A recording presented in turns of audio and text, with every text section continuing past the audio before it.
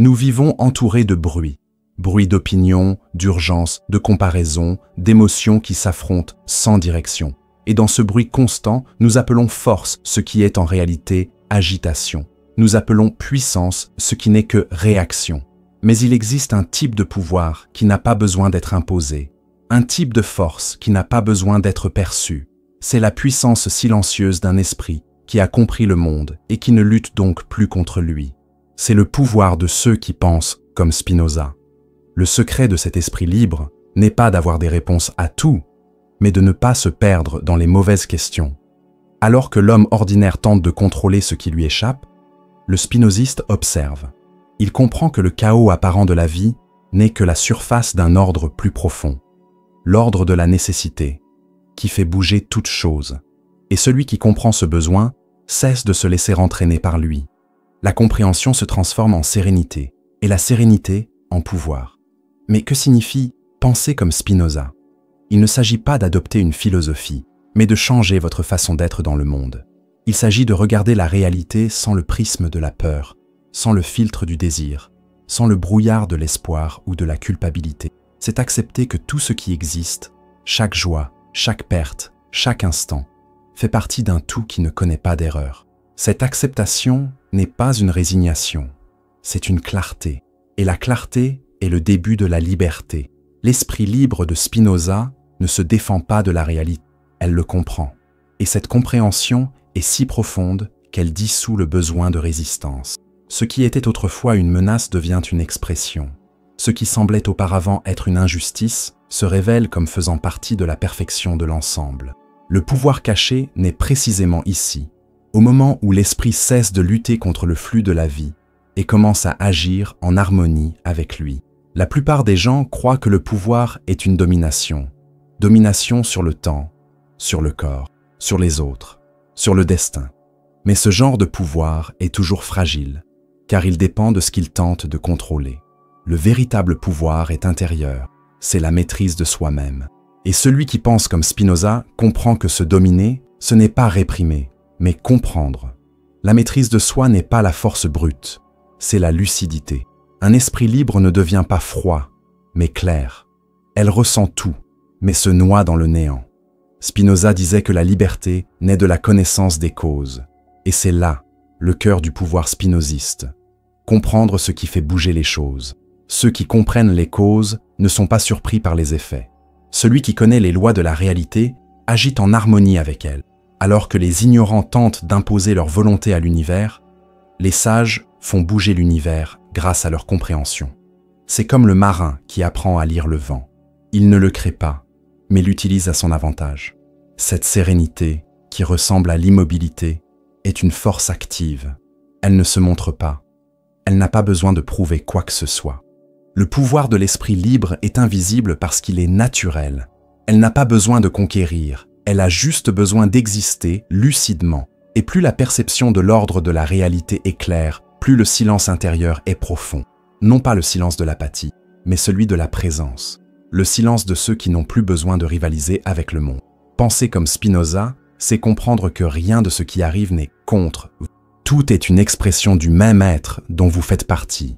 Cette perception change complètement le rapport à la souffrance. Ce qui était autrefois une douleur inutile devient un apprentissage. Ce qui était autrefois une perte se révèle être une transformation nécessaire. Et dans cette reconnaissance, la paix naît. Non pas une paix statique, mais une paix vivante. La tranquillité de savoir que l'univers ne fait pas d'erreur. Il y a une sorte de force qui vient du cri et une autre qui vient du silence. Le premier est instinctif, le second est conscient. Le pouvoir de ceux qui pensent comme Spinoza est du deuxième type. Le pouvoir qui naît de la compréhension de la réalité telle qu'elle est, et non telle que nous voudrions qu'elle soit. Cette lucidité crée une énergie qui n'a pas besoin de défense, car elle ne rencontre aucune opposition. Lorsque l'esprit comprend que tout ce qui existe est Dieu, la résistance perd son sens, et ce qui reste n'est que présence. C'est pourquoi les gens qui vivent comme ça ont une apparence différente. Même au milieu du chaos, il reste calme. Même face au conflit, il agit avec clarté. Non pas parce qu'il est indifférent, mais parce qu'il sait que chaque événement est une manière pour l'être de se manifester. C'est la base du pouvoir caché. L'esprit compréhensif ne combat pas. Il coopère avec la réalité elle-même.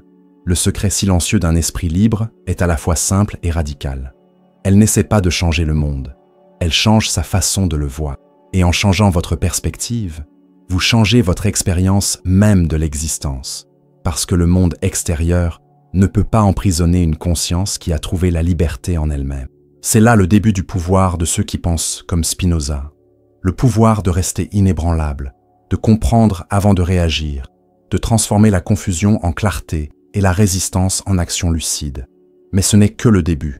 Parce que lorsque l'esprit apprend à voir la réalité avec cette sérénité, il commence à vibrer à une autre fréquence. Une fréquence où comprendre et vivre deviennent la même chose. Et c'est ce que le prochain sujet aborde. Penser comme Spinoza, c'est vivre sur une autre fréquence. Vivre comme Spinoza, c'est vivre sur une autre fréquence, à un rythme que le monde moderne a presque oublié. Alors que tout le monde court, il regarde. Tandis que la peur dicte les décisions et que le désir pousse les volontés, elle respire dans l'ordre des causes. C'est une manière d'exister qui ne se confond pas avec le temps, qui ne se précipite pas pour arriver, car elle comprend qu'elle est déjà là où elle doit être. Cette autre fréquence n'est pas un état mystique ni très éloigné de la vie ordinaire.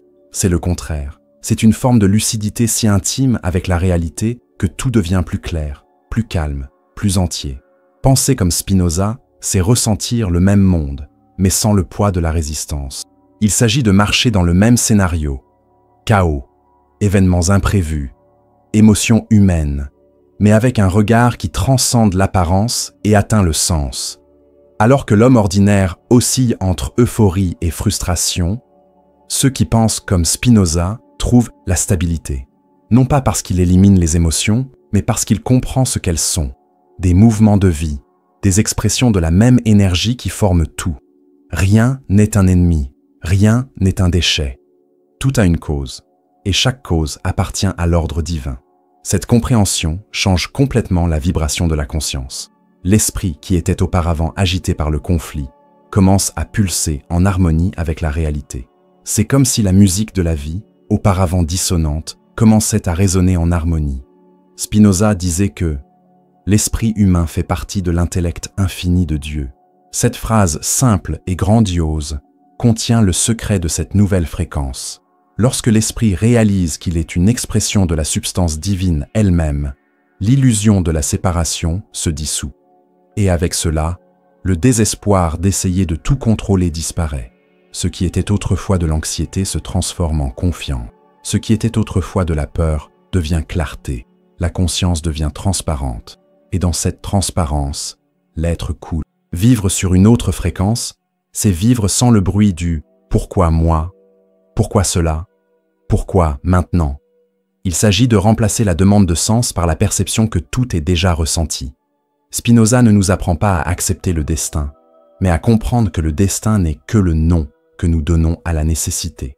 Et lorsque nous comprenons le besoin, il cesse d'être un ennemi.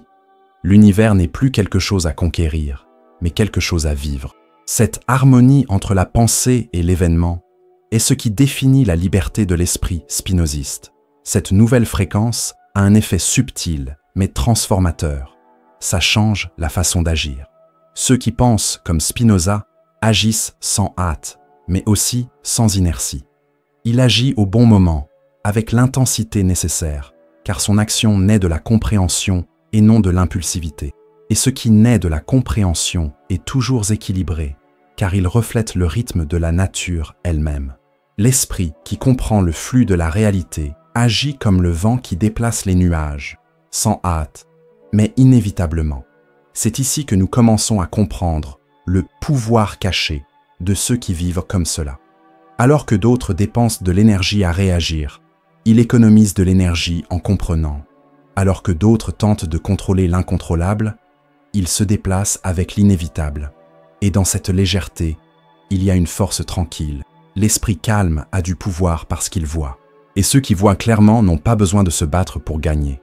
Ils agissent simplement au bon moment, de la bonne manière, avec la bonne force. Ce changement de fréquence n'est pas une évasion de la réalité, mais une réconciliation avec elle. Ceux qui pensent comme Spinoza ne nient pas ce qu'ils ressentent, mais ils ne s'identifient pas non plus à chaque émotion qui les traverse. Il observe, comprend et intègre. Il n'y a pas de rejet, il y a de la compréhension. Et la compréhension crée une vibration stable, une sérénité que rien d'extérieur ne peut perturber longtemps. Même la douleur, lorsqu'elle est comprise, se transforme en silence. Même la perte, lorsqu'elle est acceptée, devient un espace. Vivre sur cette fréquence, c'est comme respirer avec l'univers, un état dans lequel l'esprit et la nature semblent évoluer au rythme l'un de l'autre. Il n'y a pas de tension entre le « je » et le monde, car le « je » cesse d'être une frontière. La conscience s'ouvre et le monde commence à se produire à travers elle et non contre elle. C'est le pouvoir invisible de ceux qui pensent comme Spinoza, le pouvoir de l'harmonie intérieure. Mais ce qui est curieux, c'est que, vu de l'extérieur, cet esprit semble trop calme, presque passif. Le monde, habitué à la hâte, confond sérénité et faiblesse. Mais il faut y regarder de plus près. Derrière le silence, il y a la précision. Derrière le calme, il y a la clarté.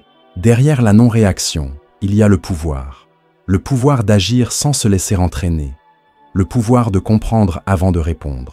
Le pouvoir d'exister sans se perdre. Penser comme Spinoza, c'est donc vivre dans une autre sorte de force. Ce n'est pas la force de ceux qui dominent, mais la force de ceux qui comprennent. Non pas celui du guerrier qui affronte, mais celui du sage qui s'aligne. Cette harmonie crée une stabilité émotionnelle et spirituelle que peu de gens connaissent. C'est le pouvoir d'être entier, même lorsque tout autour de vous s'effondre. Et c'est là le véritable miracle. Ne pas changer le monde, mais changer la fréquence à laquelle nous le percevons. Et c'est précisément de cette stabilité, de cette vibration silencieuse et lucide, qu'émerge le troisième mouvement du scénario. La découverte que ceux qui comprennent les causes n'ont pas besoin de réagir, car ils ont déjà compris le flux de la vie. C'est le pouvoir de ne pas réagir, d'agir avec clarté et fermeté. Dans le sujet suivant, nous explorons cette force intérieure qui ne dépend pas de l'émotion, mais de la lucidité. Le pouvoir de ne pas réagir, quand la compréhension l'emporte sur l'instinct. Réagir est ce que la vie fait tout le temps. Un bruit fort nous effraie, une critique nous blesse, un souvenir nous attriste. Avant même de réfléchir, nous réagissons déjà. Et dans cet élan d'instinct, nous appelons naturel ce qui est, en fait, automatique. Mais Spinoza a vu avec une clarté déconcertante. Tant que nous réagissons, nous ne sommes pas libres. Nous ne sommes que les effets de cause qui nous sont inconnus. La véritable liberté commence lorsque l'esprit cesse d'être guidé par l'impulsion et commence à agir par la compréhension. Pour la plupart des gens, agir et réagir semblent être la même chose. Mais pour Spinoza, il y a une énorme différence entre un esprit qui réagit et un esprit qui agit. Réagir, c'est être mu par quelque chose d'extérieur à soi. Agir, c'est être mu par sa propre essence. La réaction est le corps poussé. L'action est l'être qui s'exprime. Et c'est ce passage, de la réaction à l'action, qui définit le pouvoir de ceux qui pensent comme Spinoza. L'instinct est immédiat. La compréhension est profonde. L'instinct cherche à survivre. La compréhension cherche à harmoniser. L'instinct voit la menace. La compréhension voit la cause. Lorsque l'esprit comprend les causes, la peur se dissout. Parce que la peur naît de ce que nous ne comprenons pas. Et ce qui est compris ne nous domine plus. Spinoza appelait passion tous les affects qui s'emparent de nous sans notre consentement. Colère, jalousie, haine, euphorie, angoisse. Ce sont des mouvements de l'âme qui nous sortent de notre centre et nous font réagir. Et c'est là que nous perdons de la force, non pas parce que nous ressentons, mais parce que nous sommes confus avec ce que nous ressentons. Celui qui s'identifie à l'émotion est emporté par elle. Celui qui l'observe, le comprend, et, en le comprenant, le transforme en sagesse. Imaginez un feu allumé. La flamme, si elle est alimentée par le vent, grandit et détruit. Si elle est protégée, elle illumine et réchauffe. L'instinct est le vent. La compréhension est la protection. Le pouvoir de la non-réaction est la capacité de regarder le feu intérieur et de choisir de ne pas le laisser tout dominer. Ce n'est pas réprimer, c'est observer. Il ne s'agit pas de fuir, mais de contenir. Car contenir, ici, c'est comprendre le mouvement avant qu'il ne devienne incontrôlable. Et cette retenue n'est pas de la rigidité, c'est de la lucidité. L'homme libre, pour Spinoza, n'est pas celui qui ne sent pas, mais celui qui sent sans se perdre. Il perçoit la montée de la colère, mais ne devient pas colère. Il sent l'arrivée de la peur, mais ne devient pas peur. Il remarque la tristesse, mais ne s'y complaît pas. Il agit en conscience et non en réaction. Et cette simple différence change tout. La plupart des gens croient que le pouvoir réside dans le fait d'agir vite, de réagir vite et de gagner par la force. Mais le véritable pouvoir consiste à rester présent lorsque tout en vous appelle à la hâte. C'est le pouvoir de comprendre avant de répondre. Cette pause, cet espace entre le stimulus et l'action, est le berceau de la liberté. C'est là que la conscience s'éveille et que l'instinct perd le contrôle. Et plus cet espace est grand, plus votre liberté est profonde. Spinoza dirait « Comprendre, c'est désarmer l'illusion de la menace, parce que chaque menace est un fragment de réalité qui n'a pas encore été compris. Ceux qui comprennent cessent de réagir contre le monde et commencent à agir avec lui. Et dans cette action, il n'y a aucune tension, car l'esprit et la nature ne font plus qu'un. La force du sage est douce, car elle ne rencontre aucune résistance. Votre calme n'est pas une faiblesse, c'est une pure puissance. C'est ce pouvoir de ne pas réagir qui donne naissance à une véritable stabilité émotionnelle.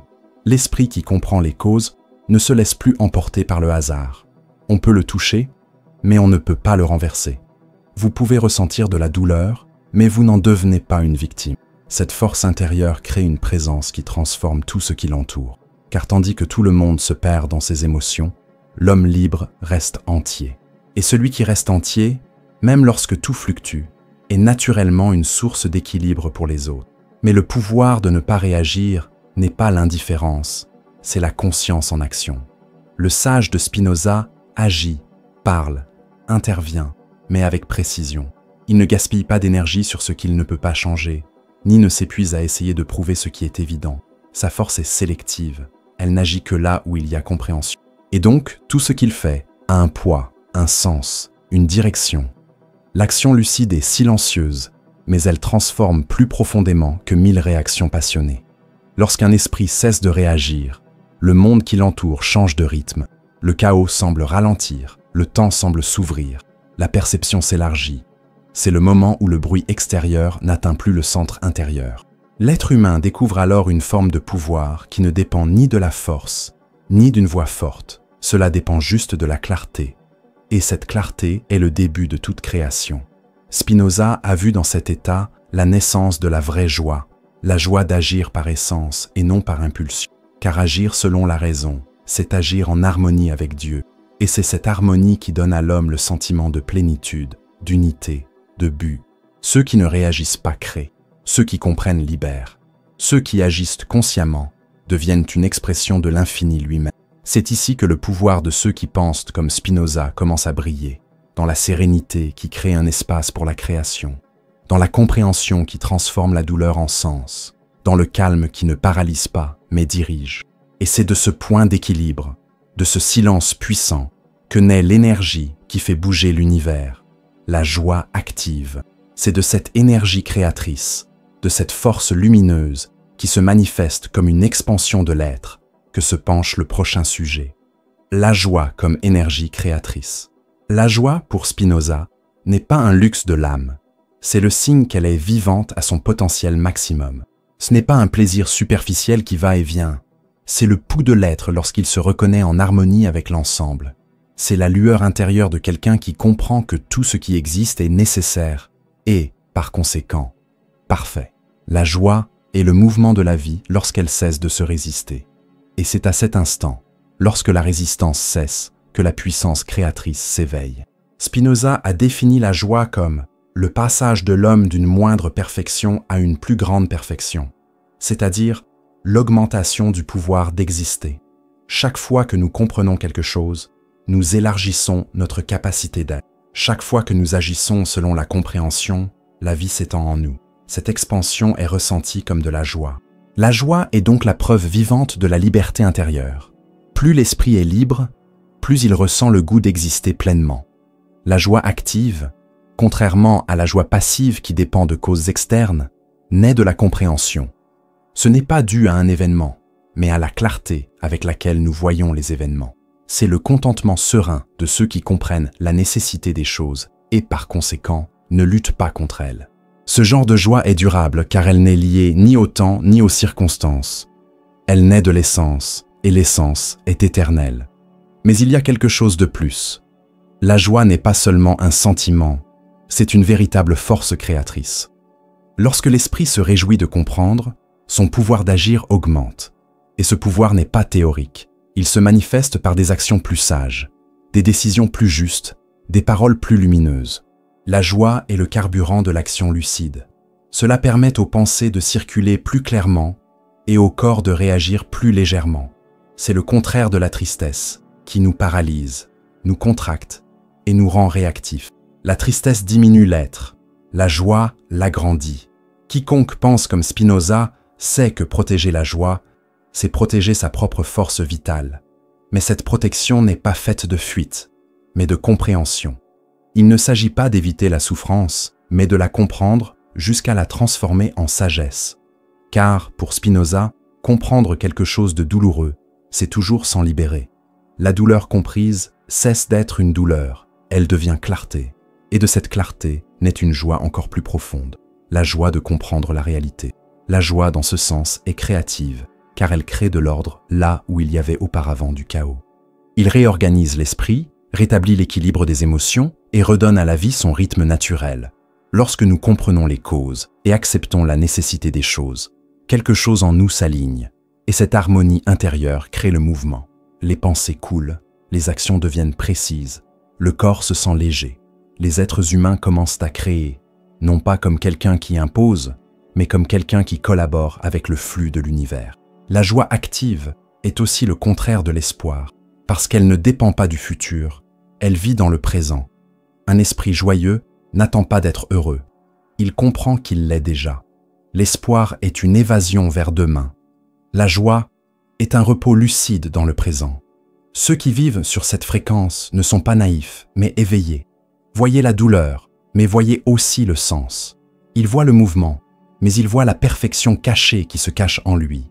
Et cette vision, en elle-même, est une source inépuisable de contentement. La joie crée, car elle est expansion, et tout ce qui s'étend génère. Tout comme le soleil brille sans effort, un être joyeux rayonne sans intention. Votre présence est fertile, votre esprit est clair, votre action est précise. Il n'a pas besoin de transformer les autres. Il existe simplement de manière si lucide qu'il se transforme naturellement. Votre joie active se répand comme la lumière, silencieuse, mais irrésistible. Mais ne confondez pas la joie avec l'euphorie. L'euphorie est l'agitation, la joie est la stabilité. L'euphorie naît du désir, la joie naît de la compréhension. L'euphorie consume, la joie nourrit. Et c'est pourquoi la joie active est une puissance si rare. Elle est calme et créative à la fois. C'est l'énergie de l'être qui n'a pas besoin de prouver quoi que ce soit, car elle est déjà. Spinoza voyait cette joie comme le reflet de l'amour intellectuel pour Dieu, parce que comprendre l'ordre de la réalité, c'est aimer cet ordre. Et aimer le réel, c'est vivre en communion avec lui. La joie active est donc le signe que l'être humain est entré en harmonie avec l'esprit divin. C'est l'univers qui sourit à travers une conscience lucide. Cette joie n'ignore pas la souffrance, elle la traverse. Il n'évite pas le conflit, il le comprend. Elle a le pouvoir de transformer l'inévitable en harmonie. Et ce pouvoir est le plus grand secret de ceux qui pensent comme Spinoza. La capacité de transformer toute expérience en croissance, toute douleur en sagesse, tout moment en éternité. Celui qui atteint cette joie devient une source et non un miroir. Il ne reflète pas le monde, il lui donne un sens. Il ne se laisse pas entraîner par la vie, il danse avec elle. La joie active est la danse de l'être qui se reconnaît dans la musique de l'existence elle-même. Et c'est précisément de cette danse sereine, de cette énergie qui crée sans effort, que naît le 5e mouvement du scénario, la sérénité, non pas comme une échappatoire, mais comme une force qui change le destin. Voici ce qui vient ensuite, la sérénité qui change le destin. Le monde moderne confond souvent sérénité et faiblesse. Nous vivons entourés de la croyance que nous devons lutter, insister, résister en permanence. comme si le mérite de vivre résidait dans le fait d'être en guerre constante avec ce qui est. Mais pour Spinoza, la lutte n'est que le symptôme de l'ignorance. Celui qui comprend ne combat pas, il agit. Ceux qui comprennent en la nécessité de la réalité ne luttent pas contre l'inévitable, ils avancent avec lui. Et c'est précisément cette harmonie silencieuse qui crée le pouvoir de la sérénité, la force de changer le destin sans avoir à l'affronter. Spinoza voyait l'univers comme une substance unique en activité infinie. Tout ce qui existe, de la plus petite pensée à la plus grande étoile, se produit selon la même nécessité divine. Rien n'est en dehors de cet ordre. L'esprit qui comprend cette totalité cesse de vouloir corriger le monde et commence à collaborer avec lui. Et cette collaboration, cette participation consciente au flux de la réalité, est ce qui transforme ce que nous appelons le destin. L'homme ordinaire croit que le destin est quelque chose d'imposé, une force extérieure qui le pousse. Mais pour le sage, le destin n'est que l'ordre des causes vues sans compréhension. Lorsque l'esprit comprend les causes, le destin se transforme en action lucide. Ce qui semblait autrefois inévitable devient partie intégrante du mouvement. La vie cesse d'être un champ de bataille et devient un flux de décisions cohérentes avec sa propre essence. La sérénité n'est donc pas une évasion de l'action, mais l'état intérieur de quelqu'un qui a déjà compris le rythme de l'univers. C'est le silence entre les notes, l'espace où l'être agit sans s'épuiser. L'esprit serein ne se précipite pas, car il comprend que le temps n'est jamais contre lui. Chaque événement, même le plus douloureux, est reconnu comme l'expression du même ordre parfait. Et en comprenant cela, les êtres humains se libèrent de la hâte, de la peur et de la résistance. Ils découvrent que la tranquillité est le terrain le plus fertile pour une action efficace. La sérénité est une intelligence supérieure, parce qu'elle ne naît pas de la passivité, mais de la clarté. L'esprit serein observe, comprend et agit seulement ensuite. Et donc, son action a du poids, de la précision. C'est comme l'archer qui ne tire qu'après avoir respiré. Il n'y a pas de gaspillage, il n'y a pas d'hésitation. La sérénité permet que le bon geste se produise au bon moment. Et c'est pourquoi elle change le destin, parce qu'elle agit en accord avec ce qui est. Et tout ce qui agit en accord avec la réalité devient inévitable. Spinoza ne voyait pas le sage comme un être isolé du monde, mais comme quelqu'un qui vit en lui avec une rare lucidité. Votre sérénité n'est pas un détachement, c'est une présence totale.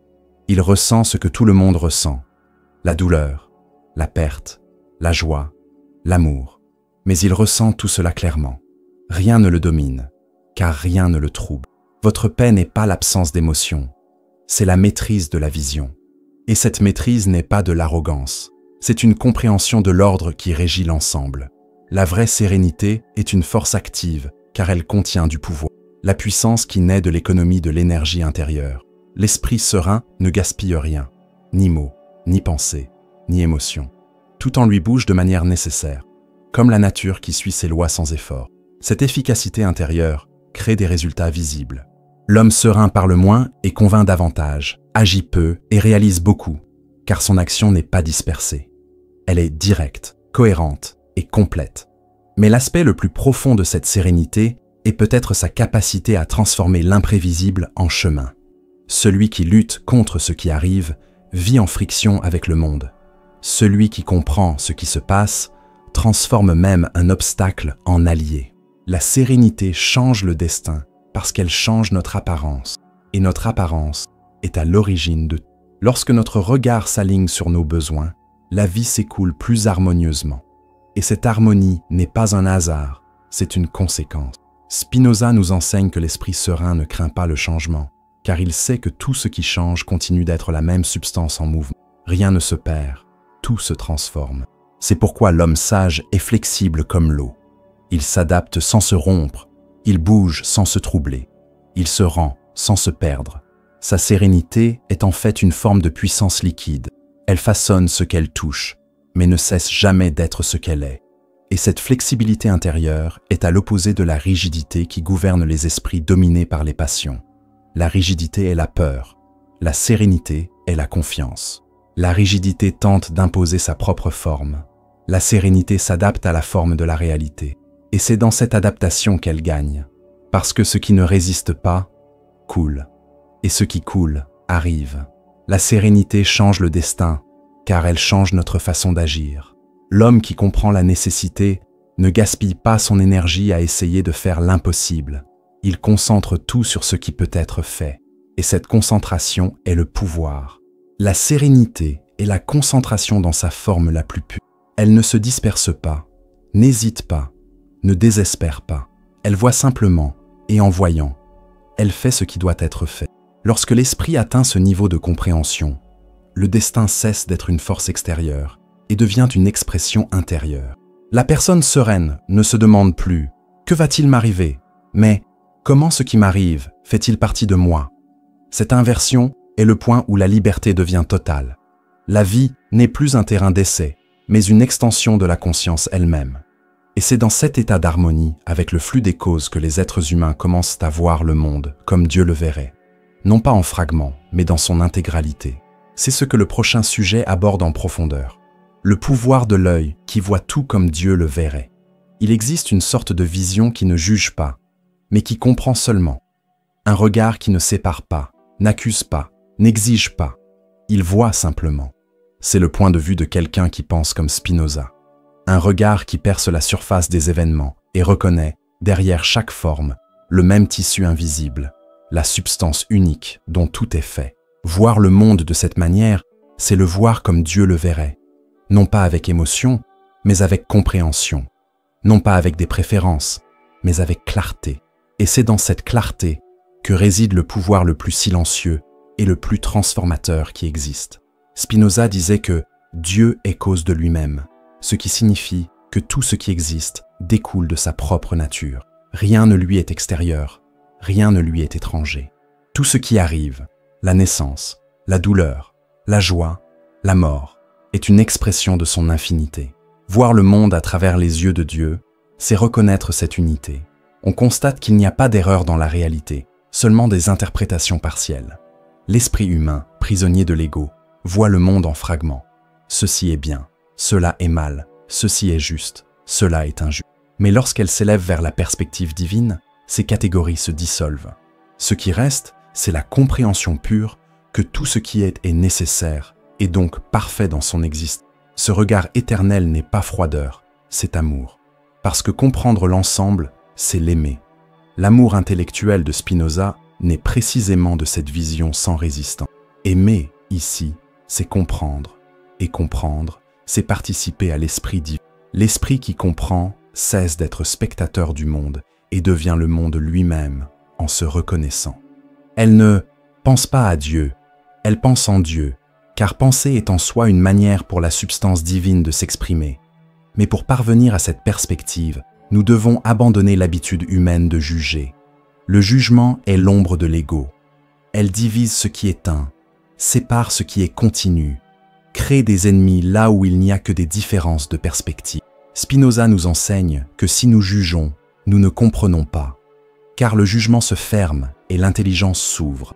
L'esprit qui juge veut contrôler. L'esprit qui comprend veut voir. Et seuls ceux qui voient la situation dans son ensemble sont capables d'agir avec sagesse. Voir le monde comme Dieu le verrait, c'est réaliser que chaque chose existe nécessairement, que rien ne pourrait être différent, car tout ce qui est le résultat inévitable de la nature. Cette compréhension dissout la culpabilité et le ressentiment, car ce que nous appelons erreur n'est qu'une forme d'ignorance au sein de l'ordre parfait de l'être. Même l'échec humain a sa fonction. C'est la manière dont l'esprit limité apprend à s'étendre. Et dans cette expansion, elle se rapproche de la vision éternelle. Quand quelqu'un pense comme Spinoza, son esprit devient transparent. Les événements continuent de se produire, mais ils ne font plus mal de la même manière. La colère cède la place à la lucidité, la perte à la compréhension, l'injustice à l'acceptation. Non pas parce que la personne devient indifférente, mais parce qu'elle voit le besoin derrière tout. Voir comme Dieu verrait, c'est comprendre que rien ne s'oppose au tout et que par conséquent, il n'y a rien de vraiment contre vous. Tout ce qui se passe est l'être lui-même en mouvement, et vous êtes l'une de ses formes. Cette perspective transforme également le rapport au temps. L'homme ordinaire vit coincé entre le passé et le futur. essayant toujours de réparer ce qui s'est déjà produit et d'anticiper ce qui arrivera. Mais la vision éternelle dissout le temps. Ce qui existe n'est que le maintenant. Non pas le maintenant psychologique et fragmenté, mais le maintenant éternel. L'instant où tout se manifeste comme une expression de l'être. Dans cet état, le passé est acceptation et le futur est confiance. L'esprit vit réconcilié avec le présent, et cette réconciliation est la liberté même. Voir comme Dieu voudrait voir, c'est donc vivre sans résistance. Il n'y a pas de peur, car la peur naît de la séparation. Il n'y a pas d'envie, car l'envie naît de la comparaison. Il n'y a pas de haine, car la haine naît de l'ignorance. Ces tristes passions s'évanouissent à la lumière de la compréhension. L'esprit qui voit l'ensemble trouve une paix qui ne dépend de rien. Elle peut ressentir de la douleur, mais elle ne désespère pas. Elle peut faire face à des défis, mais elle ne se brise pas, parce qu'il sait que le flux de la vie est Dieu lui-même qui se transforme. Cette vision génère également de la compassion. Non pas une compassion pleine de pitié, mais une compassion lucide. Ceux qui comprennent les causes du comportement humain ne jugent pas, ils comprennent. Sachez que la haine naît de l'ignorance, la peur de la confusion, la violence de l'impuissance. Et celui qui comprend cela ne répond pas avec haine, peur ou violence, mais avec sérénité.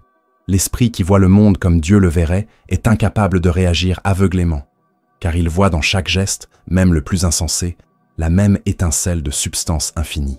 Ce regard divin est donc le comble de la puissance spinoziste, le pouvoir de rester en paix au milieu du mouvement, comprendre le chaos sans être perturbé par lui, agir avec amour même face à la douleur. C'est une puissance silencieuse et invincible, car elle ne s'oppose à rien. Il coule avec le réel, et le réel est irrésistible. Voir toute chose comme Dieu la verrait, c'est reconnaître qu'il n'y a pas de frontière entre le soi et le tout. C'est l'instant où l'observateur et l'observé fusionnent, dans lequel le regard humain devient le regard même de l'infini. Et celui qui atteint cet état ne recherche plus le pouvoir, car il a découvert que c'est le pouvoir. Non pas le pouvoir de contrôler, mais le pouvoir d'exister en totale harmonie. Et c'est précisément de cette fusion, de ce regard qui devient le flux même de la vie, que le dernier mouvement du script apparaît, le pouvoir suprême, celui d'être le flux lui-même, celui de vivre comme une expression consciente du tout. Dans le sujet suivant, nous terminons ce voyage avec la vision finale, le pouvoir d'être le flux de la vie elle-même. Il y a un moment sur le chemin de la compréhension où l'effort disparaît. Non pas parce que tout est devenu facile, mais parce que le qui se battait s'est tout simplement dissous. L'esprit qui a essayé de contrôler, de comprendre et de dominer le monde découvre, avec étonnement et paix, que le monde n'a jamais été séparé de lui, que la vie n'est pas quelque chose qui lui arrive, mais à travers elle. Et à cet instant, la pensée de Spinoza se réalise pleinement. L'être humain réalise qu'il est un mode de la substance infinie, une expression temporaire de l'éternité en mouvement. Être le flux de la vie, c'est vivre en totale harmonie avec la réalité. Il ne s'agit pas de s'opposer à ce qui est, ni de chercher à retenir ce qui passe. Il s'agit d'être une pure présence, non pas comme quelqu'un qui regarde, mais comme quelqu'un qui participe. La conscience cesse d'être témoin de l'univers et devient l'univers lui-même, conscient de lui-même. C'est l'infini qui respire à travers une forme humaine. Et cette perception est le summum du pouvoir de ceux qui pensent comme Spinoza, le pouvoir d'exister sans résistance. Dans cet état, la liberté n'est plus un idéal, mais une façon naturelle d'être.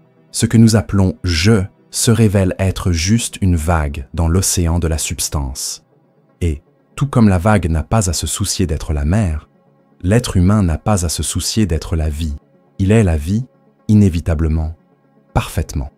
Tout ce qui semblait autrefois être un choix devient une expression. Tout ce qui était autrefois effort devient flux. L'action cesse d'avoir de la tension, la pensée cesse d'avoir du bruit, et l'être devient simple, clair, entier. Spinoza voyait cette union entre l'être humain et le tout comme l'aboutissement de la raison, la compréhension qui non seulement comprend, mais vit ce qu'elle comprend. L'esprit qui atteint ce point non seulement accepte le réel, mais l'incarne. Elle est le réel en mouvement, consciente de lui-même, et c'est là que naît le véritable pouvoir. Le pouvoir d'être un instrument de la nécessité, un canal de la nature, une expression du divin. Mais il y a un détail essentiel. Ce pouvoir n'est pas quelque chose à posséder. Il est la fin de toute possession. Quiconque tente d'avoir le pouvoir est déjà piégé par le désir. Et le désir, lorsqu'il n'est pas compris, est une servitude. Le pouvoir de ceux qui pensent comme Spinoza est le pouvoir de ne pas avoir besoin de pouvoir. C'est la force tranquille de quelqu'un qui vit en accord avec qui il est, et donc rien ne l'ébranle. Cette liberté totale est silencieuse, car l'infini n'a pas besoin de prouver son infinité. Il existe simplement. Être le flux de la vie elle-même, c'est agir naturellement. Le sage de Spinoza n'est pas celui qui évite le monde, mais celui qui l'habite lucidement. Il travaille, aime, souffre, enseigne, fait des erreurs, mais fait tout cela sans se perdre, parce qu'il comprend que chaque acte est l'expression de la même substance. Il ne vit pas pour le succès, car il sait que le succès n'est qu'une forme de continuité. Il n'a pas peur de l'échec, car il comprend que l'échec n'est qu'une variation de forme. Il agit, et dans son action, il n'y a aucune tension, il y a de la clarté. Et la clarté est le geste le plus puissant de l'univers. Dans cet état, même le temps change. Le passé cesse d'être un fardeau, l'avenir cesse d'être une promesse. Tout est présent, tout est éternel. L'être humain qui se perçoit comme faisant partie du flux de la vie n'attend pas l'éternité, il la vit maintenant. Parce que l'éternité n'est pas une durée sans fin, c'est l'absence de résistance à l'instant. Et vivre sans résistance, c'est participer à Dieu lui-même en action. C'est ce pouvoir que Spinoza nous apprend à reconnaître. Le pouvoir qui ne domine pas, mais permet. Ne commande pas, mais comprend. Ne crie pas, mais vibre. C'est le pouvoir de la conscience qui fusionne avec la réalité et, ce faisant, réalise qu'elle n'a jamais été séparée d'elle. Et lorsque le « je » se dissout dans cette compréhension, seule la vie demeure, vaste, silencieuse, inévitable. L'homme qui atteint cet état n'est plus esclave de lui-même. Il n'a pas besoin de se justifier, de se convaincre ou de se protéger. Ta présence est paix, et cette paix est active. Elle organise, inspire, transforme. Non pas parce qu'il le veut, mais parce que c'est dans sa nature de le faire. Tout comme la lumière éclaire sans intention, l'être lucide agit sans effort. Sa simple existence est une bénédiction, une affirmation silencieuse du pouvoir qui coule à travers lui. Être le flux de la vie elle-même, c'est vivre réconcilié avec le tout. C'est comprendre que vous ne manquez de rien parce que rien n'est en dehors de vous. C'est réaliser que chaque événement, chaque émotion, chaque pensée est l'infini qui se déplace à l'intérieur. Et en réalisant cela, l'être humain cesse d'être un fragment et redevient un tout. La séparation se dissout, et avec elle, la peur. La peur de perdre, la peur de faire des erreurs, la peur de mourir. Tout cela s'évanouit face à l'évidence que le flux ne s'arrête jamais. La vie ne s'arrête pas, elle change simplement de forme. C'est là le summum du pouvoir caché de ceux qui pensent comme Spinoza. Non pas le pouvoir de changer le monde, mais de voir le monde tel qu'il est, et donc de vivre en parfaite harmonie avec lui. Car celui qui devient le flux de la vie elle-même n'a plus besoin de chercher du sens. Il est le sens. Et chaque souffle, chaque geste, chaque instant, c'est Dieu lui-même qui se reconnaît à travers lui. Il n'y a plus rien à dire, car le silence contient désormais tout. Penser comme Spinoza, c'est ceci. Cesser de penser comme quelqu'un qui cherche et commencer à penser comme quelqu'un qui est. Et à ce moment-là, l'esprit se repose, non pas parce qu'il a atteint la fin, mais parce qu'il comprend qu'il n'y a jamais eu d'issue à l'être. C'est le pouvoir caché, la force que le monde ne perçoit pas, mais qui soutient tout ce qui existe. Le pouvoir de vivre sans résistance, le pouvoir d'être le flux de la vie elle-même. Et ainsi se termine la vidéo. Un scénario sur l'éveil de l'esprit qui, en comprenant la réalité, devient une partie consciente de l'infini lui-même. Si cette réflexion vous a fait ressentir, pendant un instant, la paix de ceux qui comprennent plutôt que de résister, laisse ton like. Cela permet à ce message d'atteindre ceux qui ont également besoin de s'en souvenir. Que la vraie force ne réside pas dans la domination du monde, mais en vivant en harmonie avec. Et si vous souhaitez poursuivre ce voyage de lucidité et de sérénité, où chaque idée est une invitation à voir la vie à travers les yeux de l'éternité, abonnez-vous à la chaîne. Ici, chaque vidéo est plus que de la philosophie, est un rappel silencieux que le pouvoir que vous recherchez vit déjà en toi.